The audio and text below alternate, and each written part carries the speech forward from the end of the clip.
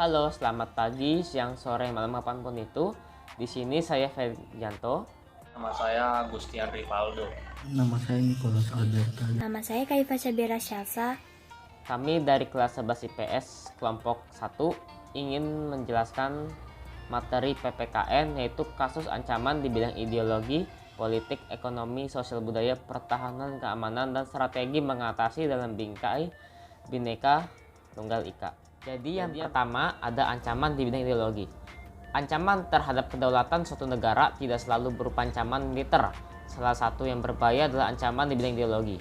Ideologi merupakan himpunan nilai, ide, norma, dan keyakinan yang dimiliki seseorang atau sekelompok orang dan menjadi dasar dalam menentukan sikap. Sebagaimana diketahui, dasar negara Indonesia adalah Pancasila yang memuat nilai-nilai luhur bangsa.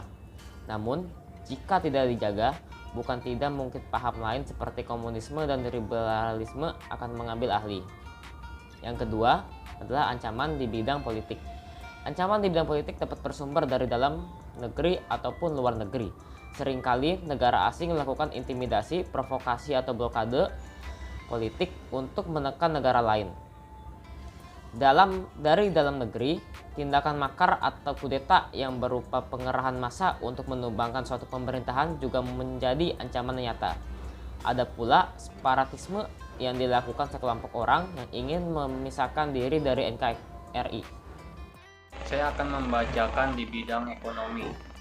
Dengan adanya pasar bebas, setiap negara dituntut untuk dapat meningkatkan kualitas produksi. Jika tidak ingin kalah saing dengan negara lain, globalisasi ekonomi ini dapat berpengaruh positif karena bangsa Indonesia dapat memasarkan produk ke pasar internasional. Pada saat yang sama, bisa jadi produk-produk dari luar negeri justru membanjiri Indonesia. Ancaman bidang sosial budaya yang berasal dari dalam negeri antara lain persoalan kemiskinan, keterbelakangan, dan ketidakadilan. Jika dibiarkan, masalah ini bisa menjadi bom waktu yang akan menimbulkan persoalan lebih besar, seperti separatisme, terorisme, kekerasan, dan bencana akibat perbuatan manusia. Sementara itu, ancaman berdimensi sosial budaya yang bersumber dari luar negeri, yaitu konsumerisme, hedonisme, individualisme, dan westernisasi. Ini menyebabkan memudarnya rasa solidaritas dan gotong royong serta lunturnya nilai-nilai keagamaan dalam kehidupan sehari-hari. Ancaman di bidang pertahanan dan keamanan merupakan suatu tantangan yang bisa muncul dari dalam maupun luar negeri. Akibatnya dapat menimbulkan rasa tidak aman bagi masyarakat. Seperti yang diketahui bersama, Indonesia memiliki beragam suku, ras, dan agama. Keberagaman tersebut rentan terkena isu SARA dan dapat memicu konflik antar golongan. Jika hal tersebut dibiarkan, nilai toleransi dan perdamaian perlahan akan terkikis. Oleh karena itu, pemahaman atas keberagaman di Indonesia perlu ditanamkan pada masyarakat sejak dini. Hal ini untuk mencegah potensi konflik yang dapat memecah belah kesatuan bangsa.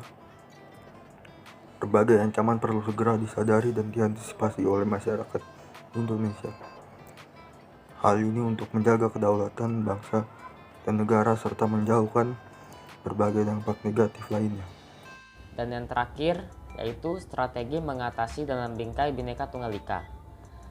Yang pertama adalah dengan menjaga persatuan dan kerukunan negara. Yang kedua, tidak mudah terpengaruh dengan sekte-sekte yang dapat memecah belah persatuan bangsa. Yang ketiga, menggunakan akal sehat untuk menyelesaikan pro kontra yang ada.